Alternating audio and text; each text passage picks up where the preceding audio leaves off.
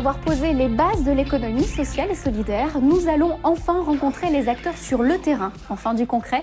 Nous sommes donc à l'Université Lyon 1, première université de France à avoir accueilli en octobre dernier la première épicerie solidaire étudiante.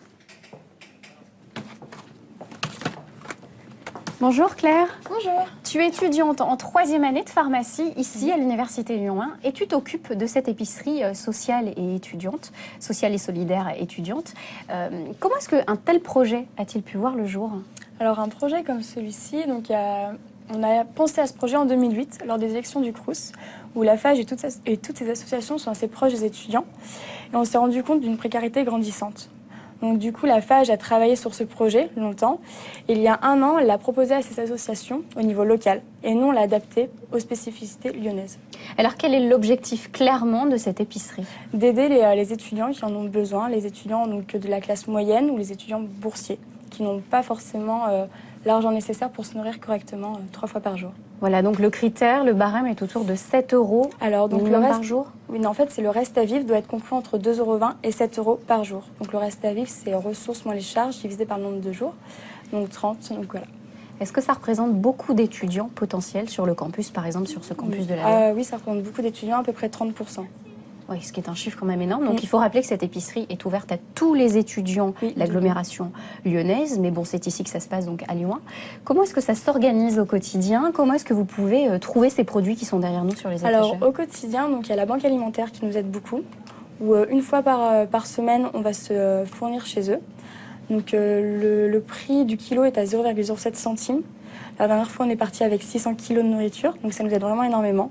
Il y a Simply Market qui nous donne 3 fois par semaine de la nourriture aussi, donc c'est plus des produits frais. Et aussi, donc avec nos subventions, on peut s'alimenter dans les supermarchés et les grandes surfaces pour faire, nous, un stock. Oui, parce qu'il y a beaucoup de partenaires financiers qui vous aident. Il y a la Massif, les collectivités territoriales, Lyon 1 également. Beaucoup de personnes derrière tout ce projet. Alors clairement, quels sont ces prix qui sont affichés? Combien est-ce que les étudiants arrivent à gagner en marge? Le prix affiché, il est donc à 20% des prix en supermarché, donc 80% d'économie. Ce qui est assez dingue quand on voit, par exemple, un pot de confiture de 1,50 €, on passe à 30 centimes. Pourquoi s'être investi dans cette cause-là, l'épicerie sociale et solidaire, plutôt qu'une autre cause, comme par exemple les associations sportives ou les associations culturelles? Donc le projet Agorae, c'est quelque chose qui m'a tout de suite plu, parce que c'est un projet global, donc au niveau de l'épicerie et au niveau de l'espace de vie, comme vous allez le voir après.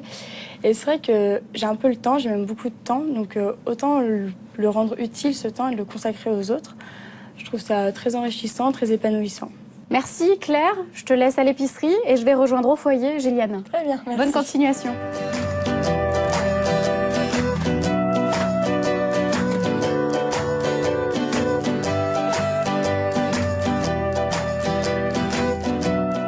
Bonjour Gilliane. Bonjour. Ça va? Merci de nous accueillir au sein du foyer de Gaëlis. Donc toi, tu es le président de cette association, également étudiant en 3e année de médecine.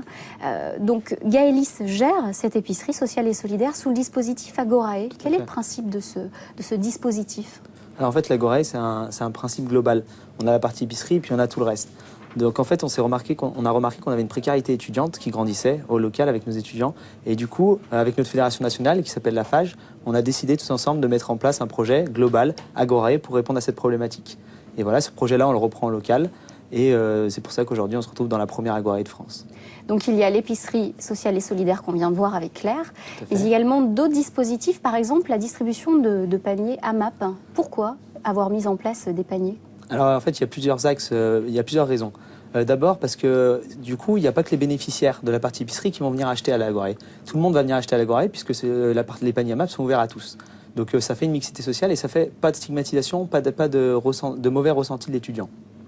C'est aussi pour finalement une mixité sociale puisqu'on a les personnels d'université qui vont avoir le droit à ces paniers également et les étudiants. Donc c'est retrouver les personnels d'université dans un autre contexte que ce que les étudiants ont l'habitude. Et pour finir, c'est surtout pour sensibiliser sur les circuits courts, sur les produits de saison et sensibiliser à une alimentation saine que vont permettre ces produits bio et locaux. Alors qu'est-ce qu'il y a par exemple dans ces paniers repas? Qu'est-ce que les étudiants peuvent trouver? Alors il y a vraiment tous les... un peu tous les types, parfois des choses un peu surprenantes. Enfin, pour un étudiant, les navets, etc., c'est pas des choses qu'on a l'habitude de cuisiner.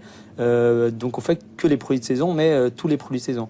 Du coup, pour combler un peu à cette problématique de je ne sais pas le cuisiner, on va faire des fiches recettes dans chaque panier et puis des ateliers cuisine assez régulièrement pour comment cuisiner avec les micro-ondes pour pas cher, mais en mangeant bien.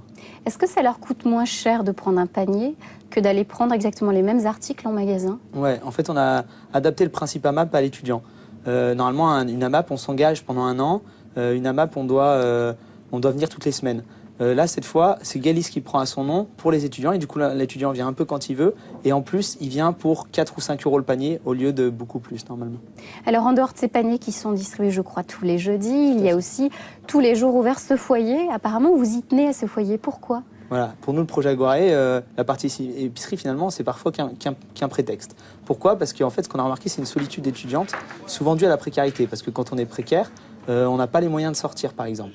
Donc du coup, comment on arrivait à résoudre cette problématique ? Eh ben, en passant par l'aide alimentaire, parce qu'ils ont besoin de l'aide alimentaire. Donc ils viennent, mais après l'épicerie, ils vont passer dans ce local-là. Et ce local-là, c'est ouvert à tous. Et donc cette mixité sociale, cette création de lien social, ça va résoudre cette problématique qui est sûrement finalement la plus forte qu'on a à régler, plus qu'un problème d'alimentation. Et est-ce que les nouvelles générations, d'après toi, sont plus ouvertes au développement durable, au développement d'une économie plus équitable et plus saine pour l'être humain? Ouverte, je sais pas, mais je pense qu'on est assez conscient quand même que c'est notre avenir qu'on met en jeu et que voilà, faut prendre en main des projets pour faire changer les problématiques qu'on a aujourd'hui. Voilà, et j'espère que votre exemple va donner des idées à quelques personnes qui nous regardent. Merci beaucoup, Gilliane. Sachez que d'autres épiceries étudiantes vont ouvrir d'ici la fin de l'année scolaire, à Nice, à Brest, à Lille, à Strasbourg, mais ici à Lyon, c'était une première, donc c'est vraiment un bel exemple que nous avons sous les yeux. Pour le grand public, sachez que vous pouvez retrouver toutes les épiceries sociales et solidaires de Rhône-Alpes, parce que beaucoup de personnes y ont droit aussi, sur le site gestra.org. Merci beaucoup, Gilliane. Bonne continuation. Merci à vous.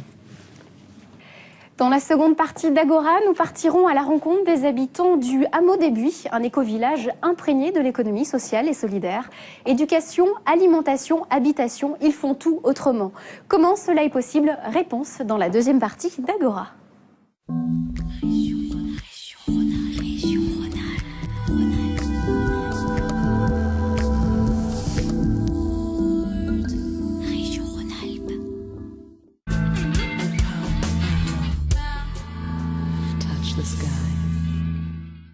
Top Rhône-Alpes, un numéro spécial consacré au pôle de compétitivité au cluster en Rhône-Alpes.